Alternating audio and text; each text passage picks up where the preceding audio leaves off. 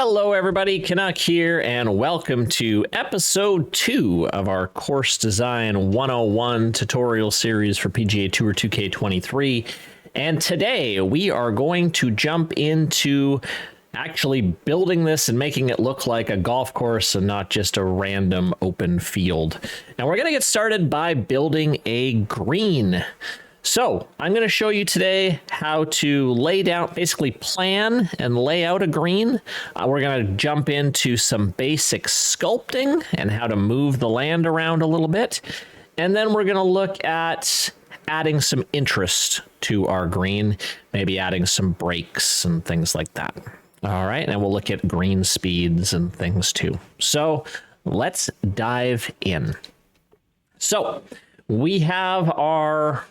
well, we don't really have much right now. We just have a tee box and a pin. We want to make this starting to look like a golf course. So with this opening hole, we have it at, what does it say here? About 424 yards. So it'll be about a mid-length par 4 here. I'm not going to be doing a ton with strategy and all that kind of stuff. I'm just showing you in this series really how to just lay down some basic stuff. All right, so there's not going to be a lot of strategy involved in these golf holes. It's really going to be just very, very basic. I'm just showing you how to build them.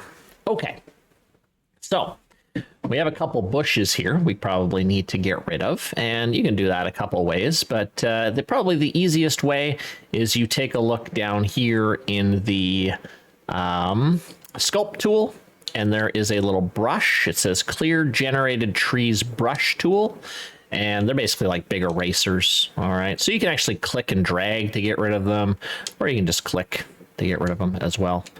Now, the one annoying thing is when you are moving around, they create those little yellow, I guess they're yellow circles. So that's a bit annoying, but it's not too in the way, especially once you build over it.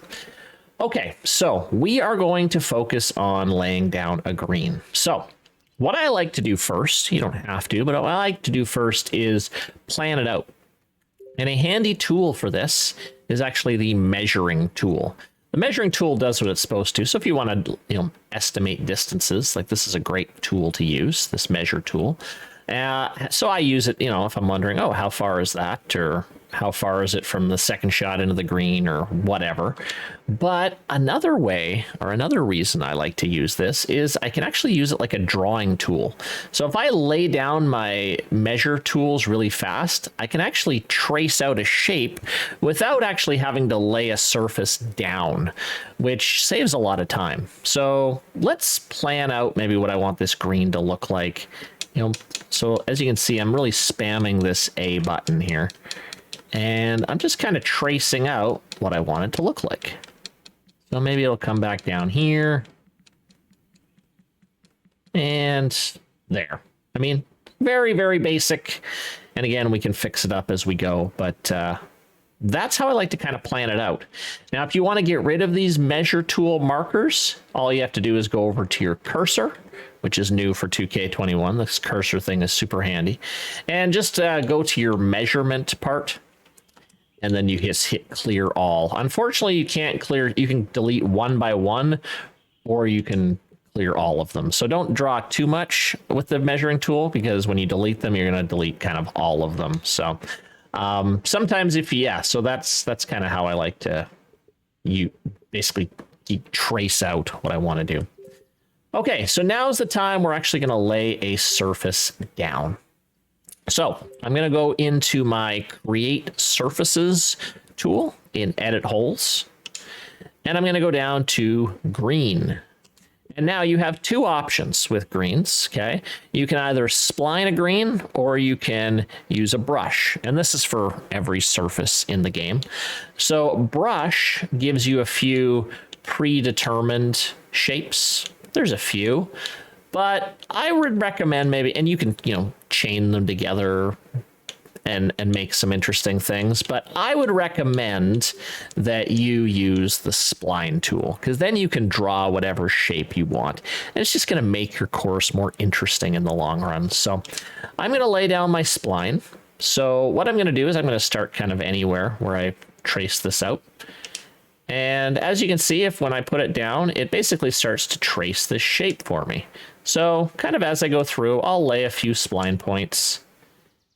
And another nice thing you can do is you can actually, in real time, kind of bend this spline as well. If you see, I'm holding down the A button, so you can do that too. I talk a little bit more about this in my splining video. So if you want to do that, you can get really quick at this. So yeah, you can do that, or you can just lay down some splines roughly. You don't have to quite follow it exactly because we're going to clean it up here in a second. Now, a few people ask me, well, how big should I make my green? That's really up to you. But for like a basic standard green, I would recommend, if you're going all the way around, anywhere from, if you look at that yardage indicator, anywhere from like 80 to 120 is about an average size green, I would say. So this one's going to be about that. And once I get back to where I started, that little paintbrush tool comes in. This is new for 2K23, as you used to have to fill it in manually. All you have to do is finish your spline, and it will actually lay it down for you. Now, as you can see, once I've laid it down, it basically has flattened the ground around it. Okay, we're going to clean that up a little bit. But yeah, it generally just auto flattens the land once you lay it down. Now, there is a bit more of an advanced technique for avoiding this to happen. It has to do with setting up your plot at the beginning. I may cover that in a future video, but for now, I recommend for new designers just having it auto flatten, and then you can work around it. All right, so once you get to this point, there are a bunch of different things you can do to really fine-tune your green. So how to do that is go to your cursor and select one of these spline points. Okay, sometimes some of them are handles, some of them are points. Okay, so select a spline point, and there's a few different things you can do. For one, you can actually copy the spline. So if you want to build another green with that same shape and rotate it, you can do that too. Okay, but we're not doing that, but just something you can use. You can actually click on spline handle too, and it does the same things.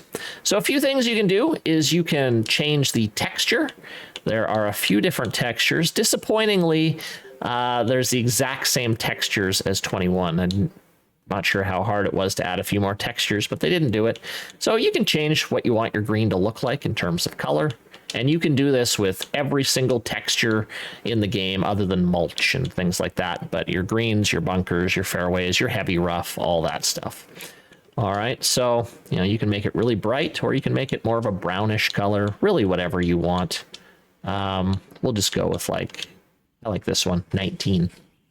19's a favorite. All right, so there's a texture. And next in the edit, we have... So if you want to, for example, maybe you want to put like a band of light rough or heavy rough around it, you're going to click the secondary surface button, and you can actually add whatever you want around it. You can add fairway around it, and you can see it puts a little ring of fairway, light rough, heavy rough. I mean, it already has heavy rough around it. Hey, you can add a cart path around it if you want to. Actually, that doesn't really work. But yeah, you can add a whole bunch of stuff. I would recommend probably just light rough, or if don't have any light rough, not bothering. You can also change how thick you want that light rough to be. Oh, sorry, that's the wrong one. The secondary, that's in the secondary width menu. So the bigger it is, as you can see, the wider that light rough is. So I kind of recommend whatever it has at default. I can't remember what it is, but I think it's around 28, 27, I believe. That's probably a pretty good point. And also, as you can see, it's a little bit jagged in terms of the splines. We can actually flatten that out a little bit, or smooth it out a bit, with selecting smooth and sharpen. So sharpen basically makes it a lot sharper. Smooth is what we want. Smooth corner will just smooth one part of the green, the part you've selected. Smooth spline will do the entire thing. So I like to do smooth spline. And as you can see, it makes it a little bit more wavy and quite a bit better there. So there's our nice little opening green. A few other things in here is you can add points to the spline if you want. You can also open and close the shapes of the spline. You can also split it up. So maybe if you wanted to add a little bit more, you can split the spline up and maybe add something whatever you want. I talk a little bit more about this in my spline video. So lots of different things you can do there. So as you can see, I've opened the spline. Let's actually close that again. So we'll go into our edit menu, go down to shape state, and we'll hit filled. So there we go. All right, so we have a basic shape down.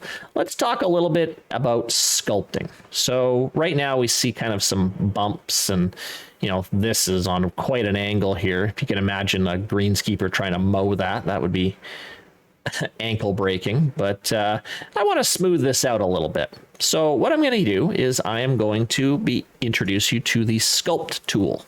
So move over to the sculpt menu. And there's a few things here. There are landscaping tools and terrain shaping tools, okay? The difference, okay, really has to do with what color brush it is. So the landscape tools, if you look, is a blue brush. The terrain shaping tools is a red brush.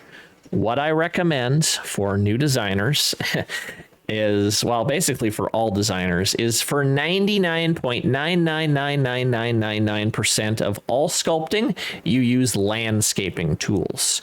I still, with thousands of hours, really barely know what terrain shaping tools do.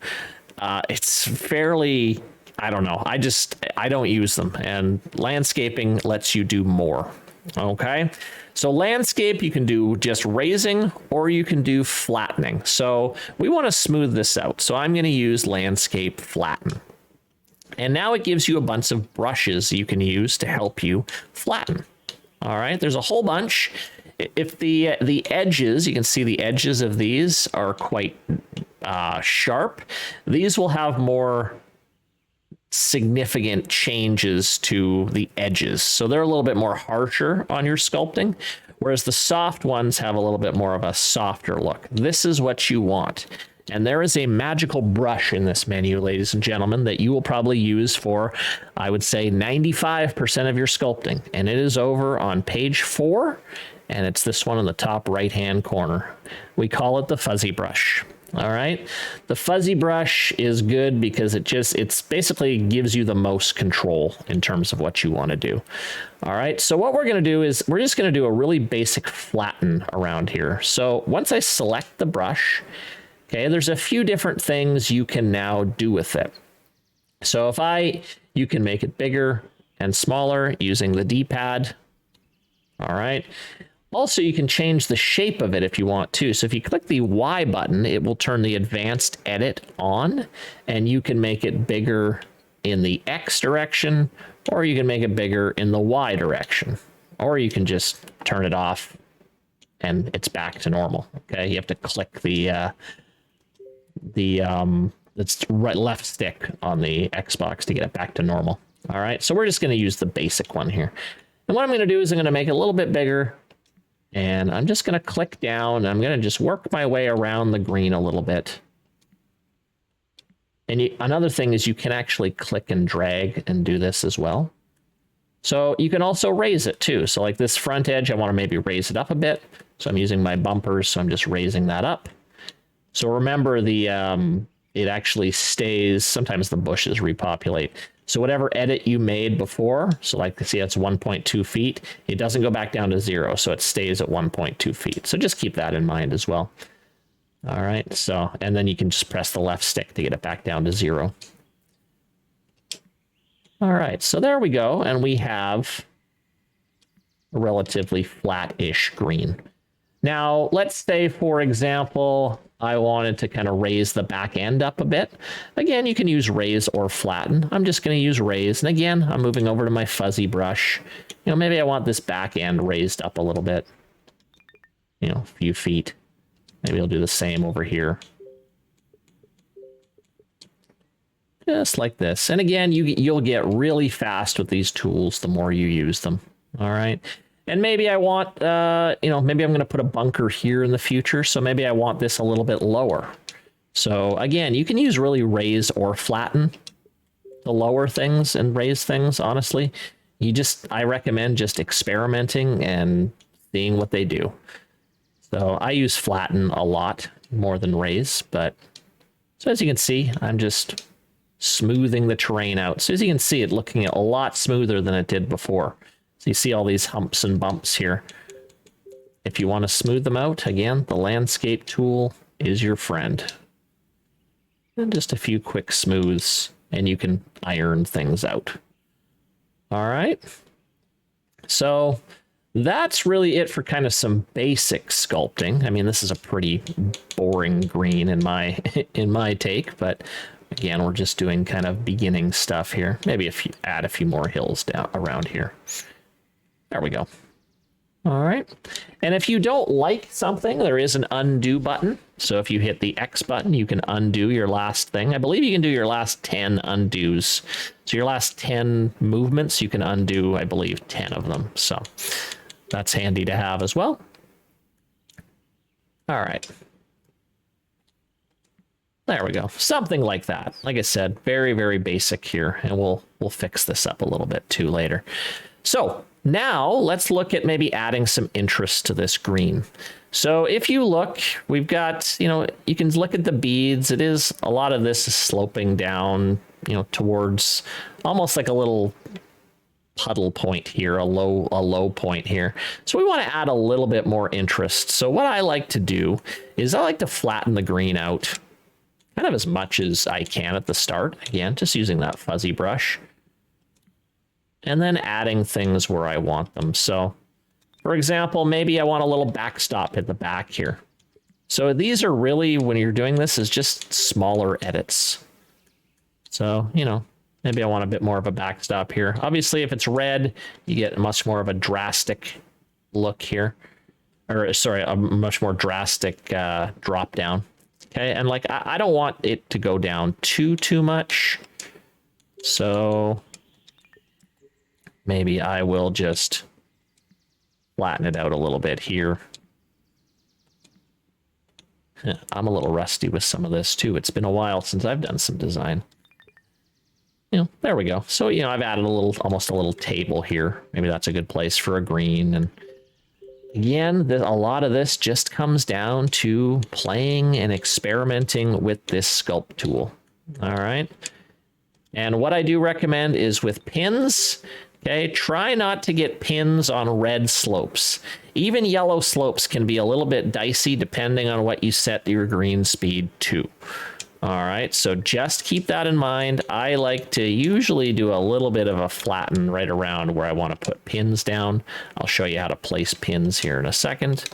But anyway, there's a few breaks and stuff I've added. You can be very creative with that. But what I recommend is don't overdo it with the breaks, especially when you're starting out, because you do not want to jam your pins onto red slopes, because that's just basically unfair. Okay, so a few more things we need to look at with greens. So if we select the pin, hover over the pin, it will say hole 1, pin 1. So if we select that, we can do a few things. So we can add few more pins if we want, so we can have up to 4 different pins. So maybe I want to add another pin here. All right, maybe I want to add another pin here, and then maybe I want to add another pin, I don't know, here. All right, so you can only add up to 4. So you can do that, and you can move the pins, you can delete the pins, whatever you want to do. All right. Now, last thing I want to look at is the green settings. So when you select green settings, you want to make sure the green size is at 0 because you built your own green. The slope, this really doesn't matter too much either, but just, you don't really have to do much with this. Okay. Because again, we built our own green, so this is not going to actually do anything. So green texture we went over. You can set the fringe width as well. So if you want to make the fringe a bit bigger, as you can see, you can do that too. Don't touch anything with the flag bunkers. Flag texture, so you can create different flags if you want. It would be awesome if you could put your own flags, but I could see some issues around that. So you can make your own flags. I think that's a new flag they didn't have in the last game. A 2K flag. And yeah, so you can do that. And if you really want to jump in and play with things like green speeds, for example, if you go over to course settings and go to green settings, okay, you can actually set a few more things like the mow pattern. So for example, if you want the green to have, you know, the little mow lines in it, you can make them a little more intense. As you can see, you can have those mow lines sit there. I personally am not a fan of the mow lines, but if you like them, great. Green firmness. Okay, this is an important one that I recommend you test a lot with play testing, is how firm you want these greens. So, you know, 70, 75, that's kind of the default. Okay. Softer, they're really squishy, and hard, they're very rock hard. So again, this is really depends on how you want your course to play, but it's not something you should ignore, and it's something you should play test quite a bit. All right. And green speed, another one that you should really be playing with a bit. They have changed the green speed. No, they haven't changed the green speed numbers, but they kind of give you an idea. Medium is about, you know, these are basically stimp meter speeds. All right. You really need to test if you're getting into the super fast ones, because those can be pretty dangerous. I also wouldn't recommend going very slow. So again, it all depends on how you want your course to play, but it is something you really need to test out when you're play testing, and I'll show you how to play test in a future video. That about covers it in terms of greens. So we basically just laid down a basic green. We looked at how some basic sculpting, and we looked at green settings. So in our next episode, we will branch out into fairways and try to get kind of a shape of our golf hole figured out. So I hope you join me next time. I hope you're enjoying these tutorials. Thank you guys so much for watching, and we'll see you next time.